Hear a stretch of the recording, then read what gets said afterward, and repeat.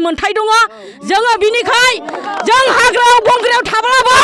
जों इसोरखौ खुलुमनो थाखाय जों गोथार न' गायसनदोंमोन गिर्जा न' गायसनदोंमोन बे गिर्जा न'खौ जोङो गाबाय गाबाय खुलुमै खुलुमै खावलाय जों रेन्जारफोरनाव डिआब'फोरनाव जोङो खावलायदोंमोन नाथाय बिथांमोना अहंखारजों बे गिर्जा न'खौ आद्रि खालामदों जोंनि बिखाया दिनै गावखांदों खामब्लिखांदों गोबां दुखु फैदों আমাক খিদিছে বড়ো জাতিক কিন্তু আজি পাৰে যদি পাৰে বেলেগ জাতিক ধৰি কিনে দেখাক আৰু কৰি কিনে দেখাক আমি চ্যালেঞ্জ দিছোঁ যদি নেখেতে আমাৰ জুই জ্বলিব ভাৰত মাতাকে সর্বানন্দ সোনোৱালকে Himanta Biswa Sarma Pramod sir Narendra Modi sir Amit Shah sir আমি আহ্বান কৰিছোঁ খেদিব নোৱাৰিলে চাব আমি সব চাব আমি আৰু ইয়াতে আমি আজি কোনো কম আমাৰ এইখিনি আমি এশবাৰ খেদিলেও থাকিম দুশবাৰ খেদিলেও থাকিম আমি নাযাওঁ আৰু আমাৰ যিখিনি আমাৰ ইয়াতে যিমান ধ্বংস কৰিছে এইখিনি আমাক সব লাগে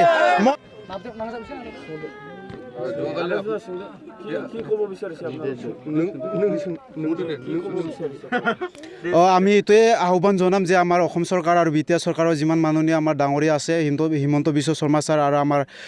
বিটিআৰৰ CM ছাৰ প্ৰমোদ ছাৰ তেওঁলোকক আমি ইয়াৰ পৰা আজি চিৰাং 14 নং চিৰাং দুৱাৰৰ পৰা যিটো আমি য'ত আমি বড়োলেণ্ডৰ মাটিত আমি বসবাস কৰিছোঁ এইটো জাগাত যোৱাকালি আহি কিনে তেওঁলোকে আমাক ফৰেষ্টৰ ডিপাৰ্টমেণ্টৰ পৰা আহি পেলাই যোৱাকালি আমাক এভেকশ্যন কৰিলে তাৰ বিষয়ে আমি দুখ লাগিছোঁ চৰকাৰে আমাৰ ইমান ডাঙৰ নিৰ্মাণ কৰা ইমান ডাঙৰ 4খন গীৰ্জা ধ্বংস কৰি গ'ল বা এইটো ভাঙি গ'ল তাৰ কাৰণে আমাৰ বহুত দুখিত মানে চৰকাৰটো কি এইটো চৰকাৰটো কি মানুহক মানে কি ধৰ্মৰ বিৰোধী চৰকাৰ নেকি মানুহটো থাকিব লাগে ঈশ্বৰেতো পৃথিৱী বনাইছে মাটি দিছে কিন্তু সেই বুলি আমি আজি বিটিআৰৰ নোহোৱাৰ আগৰ পৰা আমি ইয়াতে বড়োবিলাকে আমি বসবাস কৰিছোঁ আমি ট্ৰাইবেল জাতি আমি জংঘলত থকা মানুহ আমিতো কোনো বাংলাদেশীৰ পৰা অহা নাই কোনো ঝাৰখণ্ডৰ পৰা অহা নাই কোনো পাকিস্তানৰ পৰা অহা নাই আমি কোনটো দেশৰ পৰা আহিছোঁ আমাৰ নিজৰ তেজ নিজৰ মাটি যিমান দোৱা খান্দিব সিমান দোৱা আমাৰ আইটিৰ সব হাৰ্দি পাব আৰু খুন পাব তেজ পাব আমাৰো তেজ পাব আমি ইমান সৰু ল'ৰা ছোৱালী লৈ আজি ইয়াতে বসবাস কৰি আছে এইটো যদি চৰকাৰে আমাৰ সংস্থা দিব নোৱাৰে কিন্তু এইটো চৰকাৰ কি হ'ব আৰু তাৰ কাৰণে আমি দুখিত পাইছোঁ চৰকাৰক আৰু নিৰাপদ চৰকাৰে যে আমাক এইটো অতি পলমে আমাক ইয়াতে থাকাৰ কাৰণে ব্যৱস্থা কৰি দিব লাগে আমি ডিমাণ্ড কৰিছোঁ আমি ইয়াতে 2016 পৰা বসবাস কৰি আছোঁ গতিকে আমাৰ FRC এপ্ৰুভ হৈ গৈছে এইটো সব কৰি দিছে কৰাৰ পিছতো আজি এইটো খেদিব আহিছে যোৱাকালি আমি 3-4 বাৰ EM ফেৰেংগাৰ ছাৰ তাত গৈছোঁ আমি আমাৰ ৰেঞ্জাৰৰ তাত গৈছোঁ DFO তাত গৈছোঁ তথাপি আমি বাৰে সুধিছোঁ যে আমাৰ তাত ইভেকশ্যন হ'ব নেকি নটিছ দিছে তথাপি আমাক কৈছিলে নহ'ব বুলি কিন্তু হঠাতে আমাক আহি কিনে ইভেকশ্যন কৰিলে এইটো কেনেকুৱা প্ৰশ্ন হ'ল এইটোৰ কাৰণে আমি সুধিছোঁ কিন্তু আমি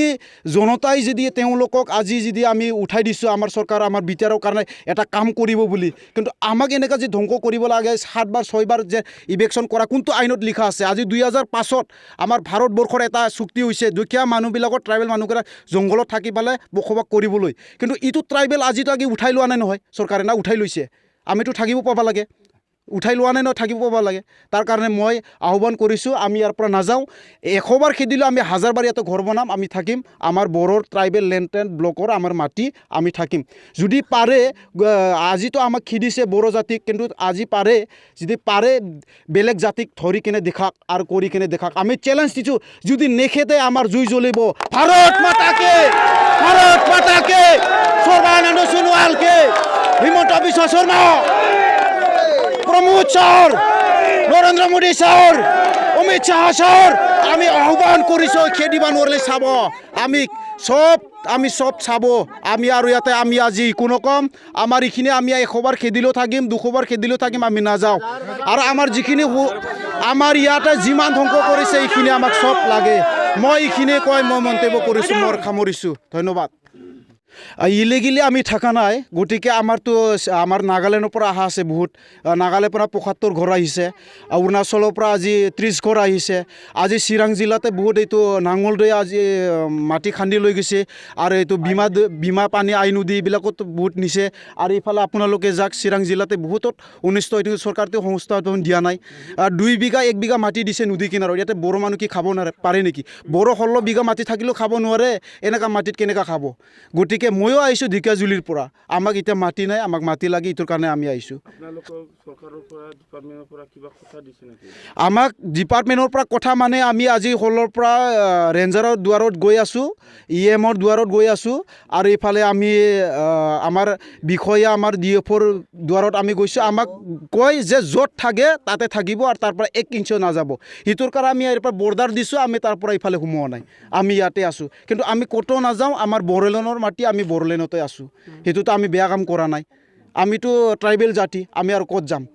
যদি মাটি থাকিলে বা আমাৰ কিবা এটা যদি সা সুবিধা থাকিলেহেঁতেন আমি ইয়াতে আজি নাহিলোঁ হয় তাৰ কাৰণে আমি আহ্বান জনাইছোঁ আমি ইয়াতে থাকিম আৰু আমি ইয়াতে বসবাস কৰিম আমাৰ যোৱাকালি ঘৰ ভাঙাটো আমাৰ 4খন বিশক ডাঙৰ নিৰ্মাণ কৰা গীৰ্জাঘৰ ভাঙিছে লগতে আমাৰ ইয়াতে 52 এবভ হাউচটো মানে ভাঙি দিছে তাৰপিছত 35 ইফালে ভাঙিছে লগভগ আৰু ইফালে 2-3টা গাঁও আছিলে কৰিম বুলি কৈছিল কিন্তু টাইমটো ক'লা নাই তথাপি এইটো 6-7 বাৰ হৈছে সিফালে আগতে মানে 45 ঘৰ এনেকুৱা 300 এবভ ঘৰ আমাৰ ইয়াতে মানে বাৰে আহি কিনে এভেকশ্যন কৰি আছে আমাৰ ৰাইজবিলাকতো সৰু ল'ৰা ছোৱালী লৈ কিনে ৰাতি এনেকৈ মানে সৰু তিৰপাল ফাটা চিৰা তিৰপালবিলাক লৈ পেলাই আজি বসবাস কৰিলে নিহাৰৰ পানীত আৰু ঠাণ্ডা পানীত কিন্তু এনেকুৱা যদি মৰম দুৱেল নাই বা মৰম দুৱা নাই এইটো চৰকাৰক আমি কি ক'ম আৰু আমিতো এনেকৈ আছোঁ গতিকে আমাক খাৱা ব্যৱস্থা বা কিবা ব্যৱস্থা আমাক আজি দিয়া নাই আমাক ৰিলিফ থৈছিলে লকডাউনৰ টাইমত 3 কিলো চাউল দি কিনে আমাক 3 মাহ মাত্ৰ তাতে 6 মাহ মাত্ৰ আমাক থোৱালে তাৰ পৰা আমি আহি পেলাই আকৌ সোমালোঁ গতিকে আমাক এইখিনি ইমান অন্যায় কৰাটো আমি ভাল পোৱা নাই এইটোৰ কাৰণে মই প্ৰমোদ ছাৰক মই জনাইছোঁ আমাক সংস্থাপন জল্দি দিব লাগে আৰু মই EM ফেৰেঙা ছাৰকো জনাইছোঁ তেওঁ আমাক যেন ভালকৈ সুবিধা দিব লাগে কাৰণ এইটো কাম চৰকাৰৰ আৰু চৰকাৰৰ আমিয়ে বনাইছোঁ চৰকাৰ আমাৰ টিপ চুই লৈ কিনে চৰকাৰ হৈছে আৰু আমি চৰকাৰ ভাঙিবও পাৰোঁ আমি সাজিবও পাৰোঁ তাৰ কাৰণে আমি কৈছোঁ চৰকাৰ আমি আনিবও পাৰোঁ আমি ভাঙিবও পাৰোঁ এইটোৰ কাৰণে আমি কৈছোঁ চৰকাৰে যদি আমাক যদি নিজে চৰকাৰ জিন্দা হৈ থাকিবলৈ বিচাৰিছে গাড়ীটো বিচাৰিছে তেনেহ'লে আমাৰ কাৰণে কাম কৰিব বুলি আমি আশা কৰিছোঁ নহ'লেতো আমি কিবা এটা ব্যৱস্থা ল'ব লাগিব এইখিনি আমি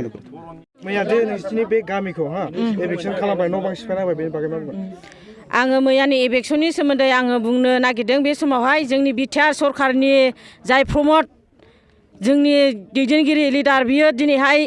जों बेखौहाय जोंनि आखाइनि आसि बिमानि थै होनानै आरो जोङो टिप सुइ होनानै बिथांखौ देरहाहोदोंमोन दिनै बियो जोंखौ नासयदों जोंनि देरहानायाव बियो दिनै सिप जानो मोन्दों गादियाव थाहैनो मोन्दों दिनै जोंनि बर'नि बिमानि गोरबोनिफ्राय सारिनाय बियो सासे लिडार नङामोन नामा बर' बिमा बिफाखौ बर' फिसाफोरखौ होनो थाखाय दिनै फेरेंगाखौबो आं सोंखारिनो आङो नाजादों फेरेंगा नोङो दिनैहाय जों नोंनो भट होनानै जों बिथांखौ देरहाहोदोंमोन बिटिआरखौहाय मोजां गोजोन थासारि लाबोगोन बर'नो बेबादि मोजां सुबिदा होगोन बन सिननानै जाग्राफोरखौ जों मोजां सुबिदा होगोन अन्थाइ देखावनानै जाग्रा ना सारनानै जाग्राफोरनो न'खर साख्रि होगोन होननानै जोंनिफ्राय डकुमेन्टस बिना लांदोंमोन जोंनि फिसाफ्रा दाबो मुंबो साख्रिबो मोनाखै खामानि मोनाखै दिनैहाय जोंखौ लेथेर फिथेर गोदाव सोराव खालामनोसो जोंनि बर' लिडारफ्रा ओंखारगासिनो दङ गावनि बिमा गावनि हारिखौ नासयगासिनो दङ आरो दिनैहाय जों बुंबावो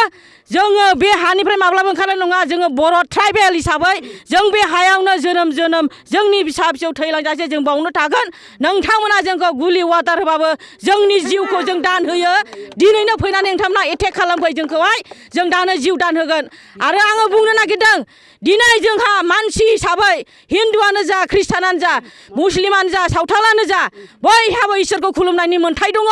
जोङो बिनिखाय जों हाग्रायाव बंग्रायाव थाब्लाबो जों इसोरखौ खुलुमनो थाखाय जों गोथार न' गायसनदोंमोन गिर्जा न' गायसनदोंमोन बे गिर्जा न'खौ जोङो गाबै खुलुमै खावलाय जों रेन्जारफोरनाव डिआरअफोरनाव जोङो खावलायदोंमोन नाथाय बिथांमोना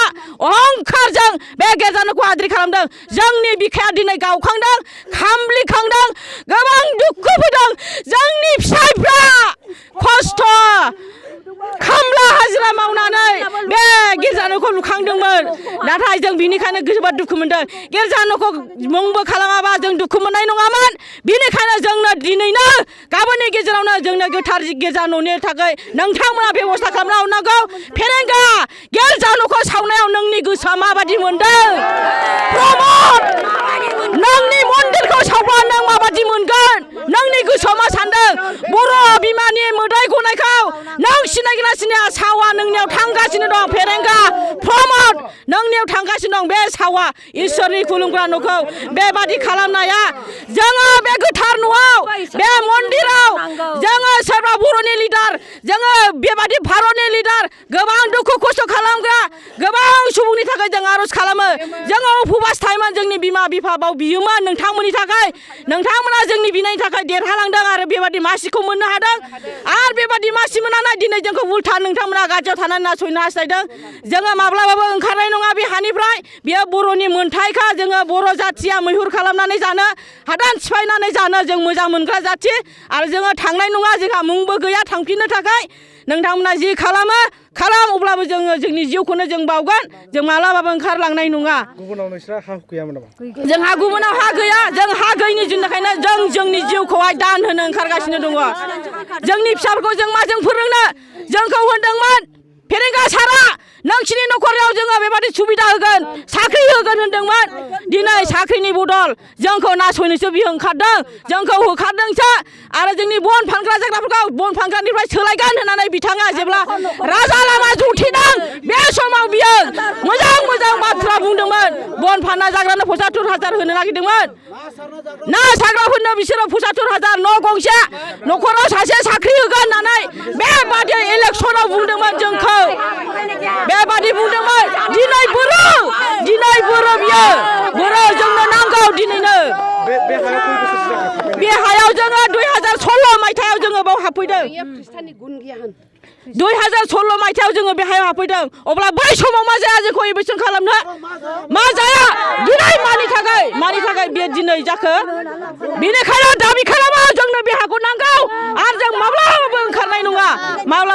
नङा गथ' गथायखौ लानानै थांनाय हराव मारै थाखो नोंसोरलाय गथ' गथायखौ लानानै जों थांनाय हराव गोजांदों सोरबाया अर सायनानै थाबाय सोरबाया ओरैनो जिरायनानै थाबाय ओंखाम गैया दैया जोंना 1 किल'मिटार गोजानाव जों दै रोगाना जानांगौ अब्ला जों हराव माबोरै दै लायबावनो हाग्रा बंग्रा आरो जोंनि बेबादि खेथिफोरखौबो बिसोरो नस्थ' खालामलांदों आलु लांदों दाउ फारौ लांदों दिनैहाय दै जारनिबो बुखुदों अब्ला नोंसिनि रायजो राजाफ्रा बेयाव थाना मा मावनानै जायो जोंनि रायजो राजायाव खेथि मावनानै जायो सोरबा मावनो हायो हाजिरा मुजिरा मावनानै सम जों थादुन थाइगा गायो गोरान आबाद मावो जोंहा गायग्रा गैया दैनि सुबिदा गैया जोंहा बाव 1 किल'मिटारनि गोजान जोङो दै रोगानानै जानांगौ आरो बेबादि बर' बिमाखौ दिनैहाय बेबादि बिखायाव थुंग्रि सुखाबावदों फेरेंगा नोङो फेरेंगा बिखायाव जोङो थुंग्रि सुखाबावदों जोंनि बिमाखौ जोंनि फिसाफ्रा बड'लेण्डनि थाखाय जौ बावलांबाय बेखौ सोर एक्सन लादों जोंनि बर' फिसाफ्रा गोबां जिउ गोमालांबाय दिनै जों बिमाफ्रा गोरबोआ खामग्लिखांदों आरो जोङो दै जांख्रिखांदों जों माब्लाबाबो फासयनाय नङा जोंनो नांगौ बे हाखौ जोंनो नांथारगौ फेरेंगा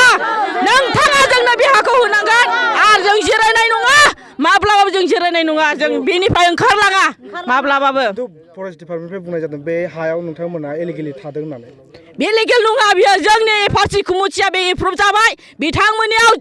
जोंनि एफआरसि खुमुथिया थांदों आरो रायलायहैदों बिनि गेजेराव बिसोरो होनदों नोंसोरो जेराव दं बावनो मावनानै जाथ' अब्ला दिनै मानो एडमिसन जोंखौ मानो बेबायदि नासयबावखो मानो बेबायदि खालामबावखो जोंनाव कुइसन फैदों